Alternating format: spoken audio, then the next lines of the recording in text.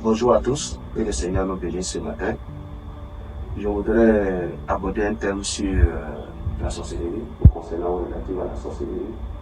Et nous savons que la sorcellerie est un fléau qui détruit nos nations, qui détruit nos familles, qui détruit franchement toutes les couches sociales de nos différentes familles, de nos églises, de nos entreprises, tout et tout. C'est pourquoi je voudrais vous entretenir sur la thématique de comment la sorcellerie détruit les destinées par les complots. D'abord, il faut dire que la sorcellerie, c'est un pouvoir de déception et savant. Lorsque le diable décide de détruire quelqu'un, il va utiliser ce qu'on appelle la sorcellerie. La sorcellerie se définit comme étant un élément, une capacité de nuisance diabolique ou ténébreuse. Cette capacité de nuisance a pour but de nuire ou de détruire, d'égorger et de voler, comme la Bible poème le dit dans Jean chapitre 10, verset 10. Il dit que le diable ne vient que pour voler, égorger et détruire. Mais le Fils de l'homme a apparu pour accorder la vie et la vie en abondance. Ça veut dire que le Seigneur Jésus a vu que la sorcellerie est tellement dévastatrice sur la terre que non seulement en accordant le salut à l'homme, il ne s'est pas arrêté là, il est allé jusqu'à la délivrance de l'homme des mains de la sorcellerie. Mais aujourd'hui, je voudrais qu'on parte un peu en profondeur et que véritablement nous voyons et que nous analysons sur la capacité, comme je disais tantôt, de nuisance de cette sorcellerie-là. C'est pourquoi nous prendrons maintenant même un texte dans Actes chapitre 23, le verset 12 à 13. J'ai dit, quand le jour fut venu, les Hébreux formèrent un complot et firent des imprécations contre eux-mêmes en disant qu'ils s'abstiendraient de manger et de boire jusqu'à ce qu'ils eussent tué Paul. Au verset 13, il dit ceux qui formaient ce complot étaient plus de 40. Comprenez avec moi ici que d'abord le livre des Actes des Apôtres est un livre qui a été écrit par un médecin du nom de Luc, qui relate les faits, parce qu'il était auprès de l'apôtre Paul, que je suivais un peu partout. Donc il relate les faits des choses qu'il a vécues, des choses qu'il a vues. Et ici, il nous montre clairement qu'un moment était venu des Hébreux. On ne dit même pas des Grecs, on ne dit pas des Romains, des Hébreux. Ça veut dire les frères de Paul. Les frères de Paul, les connaissances de Paul, les parents de Paul se sont levés et ils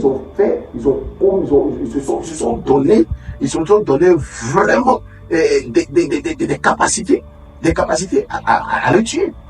Ils ont pris la décision de s'abstenir de nourriture. De deux, ils ne mangeraient pas jusqu'à ce qu'ils aient tué Paul. Et lorsqu'ils ont préparé ce complot, ils étaient au nombre de 40. Et ils ont commencé à faire des imprécations. D'abord, qu'est-ce que c'est qu'un complot? Un complot, c'est le fait de planifier des choses négatives contre quelqu'un, vouloir détruire l'intérêt de quelqu'un, en fomentant des coups. On peut appeler le complot aussi une cabale. On appelle aussi une cabale ou une conspiration. Donc, ils ont conspiré de tuer Paul. Et ils ont conspiré alors que ces gens-là se disaient hébreux, se disaient enfants de Dieu.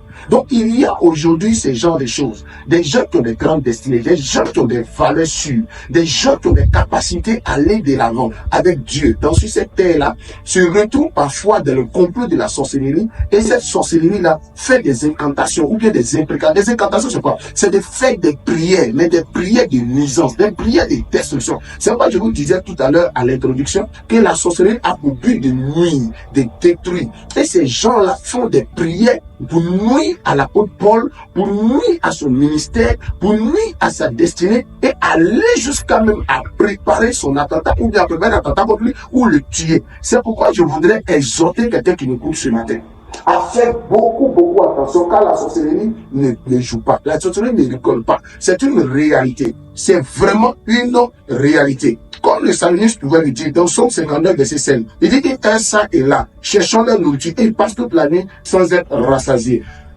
Encore, le psalmiste pouvait dire encore dans Psaume 59, verset 15, il dit qu'ils reviennent chaque soir, ils hurlent comme des chiens, ils font le tour de la ville, cherchant leur nourriture.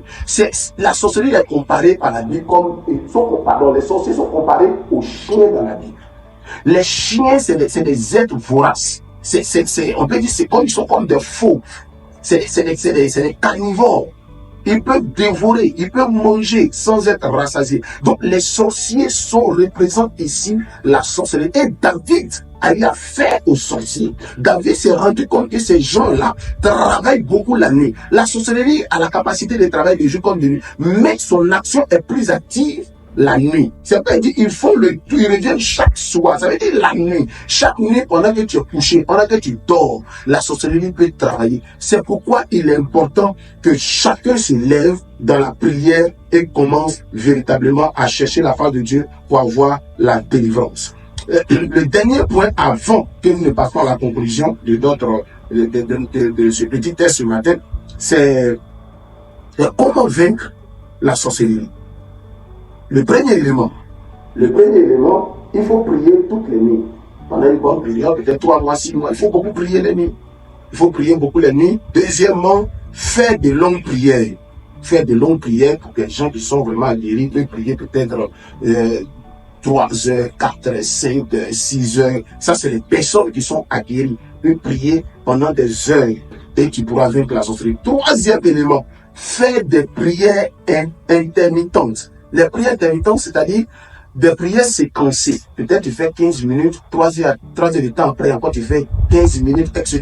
Toute la journée, en tout cas, tu as le temps, tu fais tes prières. Quatrième élément, jeûner au moins une fois par semaine. Fais au moins un moment de jeûne par semaine pour confier ta vie au Seigneur. Cinquième élément, marcher dans la sanctification. La sanctification te couvrira de beaucoup de choses, te protégera de beaucoup de choses. Sixième élément, détruire les fondements de sorcellerie familiale. Comme je disais à l'introduction, il y a dans nos familles la sorcellerie qui règne, qui fait beaucoup de choses. Et nous devons avoir vraiment un rudiment dans la prière pour détruire ces fondements. Le septième et dernier élément, il faut faire beaucoup de bien. En faisant beaucoup de bien, la sorcellerie tombera. Bien-aimés frères et sœurs, ce matin, je m'adresse à toi qui me regarde, mais à toi qui m'écoute. Écoute très bien. J'ai eu affaire à la sorcellerie dans certains villages, même en ville. J'ai vu la sorcellerie. C'est ce qu'on appelle la magie blanche, la magie noire. Tout ça, c'est la sorcellerie. La Bible nous dit, tellement que Dieu n'aime pas la sorcellerie, il dit dans lui d'Exode, tu ne laisseras pas vivre la magicienne, tu ne laisseras pas vivre le sorcier. Ça veut dire simplement que la sorcellerie est tellement nuisible et que lorsqu'elle est dans ta maison, elle va tout faire pour détruire tes projets, détruire tes enfants, détruire ta famille, détruire tout ce que tu es en train de concevoir. Beaucoup sont morts, ils ne sont pas entrés dans leur destinée. La destinée, c'est le plan de Dieu que Dieu conçoit pour toi. Mais si la sorcellerie est dans ta maison, dans ta famille, et que tu ne te lèves pas dans la prière, tu n'y entreras pas. C'est pourquoi je t'appelle ce matin à te lever dans la prière, à intercéder, à suivre ces 7 éléments que je viens de décider afin de vaincre la sorcellerie. Et si tu n'as pas encore accepté le Seigneur, accepte le Seigneur Jésus, car aucun marabout ne peut vaincre la sorcellerie. Aucun féticheur ne peut vaincre la sorcellerie. Aucun vaudou ne peut vaincre la sorcellerie. Aucun autre être humain sur la terre ne peut vaincre la sorcellerie. La seule personne qui peut vaincre la sorcellerie, qui a vaincu la sorcellerie et qui nous donne la vie en abondance, s'appelle Jésus-Christ de Nazareth. Accepte le Seigneur dans ton cœur. Car la sorcellerie produit les maladies incurables, les cancers, les goitres, les fibromes, toute forme de maladies. Toutes les maladies qu'on appelle les maladies incurables, c'est la sorcellerie qui les produit. C'est la sorcellerie qui les produit. Car la Bible nous dit quoi? Ils hurlent comme des chiens. Ils font le tour de la ville. Dans Somme 59, ils font le tour de la ville, cherchent la nourriture sans être rassasiés. Ça veut dire simplement, la nourriture de la sorcellerie, ce n'est pas des herbes sauvages. Ce n'est pas de la banane, ce n'est pas du riz, ce n'est pas du chocolat. Non, la nourriture de la sorcellerie, c'est l'homme. C'est l'homme qui mange, c'est l'homme qui bouffe. C'est ça qui est sa nourriture. Donc, chaque nuit, lorsqu'ils se lèvent, c'est les hommes qui cherchent. Ils vont faire le tour de ta maison. Ils vont causer des maladies. Ils vont causer des divorces. Ils vont causer des séparations. Ils vont causer toutes sortes de choses bizarres. Mais toi, enfant de Dieu, lève-toi. Toi qui ne connais pas le Seigneur, lève-toi. Tu es musulman, tu es animiste, tu es athée. Sache une seule chose. Tu es en train de chercher des pouvoirs de protection à gauche, à droite. Laisse tomber tout ça, mon frère. Laisse tomber tout ça, ma soeur. Viens au Seigneur Jésus et suis les principes que je viens de te donner. Je suis sûr que tu auras ta délivrance, tu auras la protection que tu n'as jamais eue. Tu auras la santé que tu n'as jamais eue. Les hommes soignent, mais c'est Jésus-Christ de Nazareth qui guérit. Les gens sont hypertendus, les gens sont hypotendus, quel que soit le type de maladie. Les gens ont des diabètes, toutes sortes de choses. Mais Jésus-Christ de Nazareth se guérit. C'est pourquoi je t'appelle ce matin pour préserver ta santé, pour préserver ta destinée, pour préserver ta vie sur terre. Et en plus de cela, avoir la vie éternelle. Bien-aimés frères et sœurs, accepte le Seigneur Jésus et suis le principe que Dieu te donne. Que Dieu te bénisse et que sa grâce soit sur ta vie. Au nom de Jésus. Amen.